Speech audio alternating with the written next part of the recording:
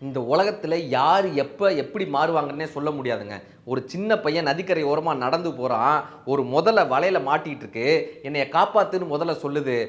இவன் சொல்றான், "உன்னைய நான் காப்பாத்துனா நீ என்னைய சாப்பிட்டுருவியேன்னு." "உன்னைய நான் சாப்பிடுவேனா? என்னைய காப்பாத்துன உன்னைய சாப்பிட மாட்டேன்னு" முதல சொல்ல, இவன் அத நம்பி அந்த வலைய பாதி அறுக்க, இந்த முதல வாய திறந்த உடனே அந்த சின்ன பையன போய் சாப்பிட போகுது. வாயில கவ்வுது. இவன் சொல்றான், "காப்பாத்துற என்னைய நீ சாப்பிடலாமான்னு?" இவன் கேட்கிறான். அதுக்கு முதலை சொன்னதாம், "இதுதான் உலகம், இதுதான் வாழ்க்கை, துரோகம் தான் இந்த உலகம்னு" அந்த முதல சொல்லியிருக்கு. இவன் உடனே மேல இருக்கிற காக்கா கிட்ட கேட்டிருக்கான்.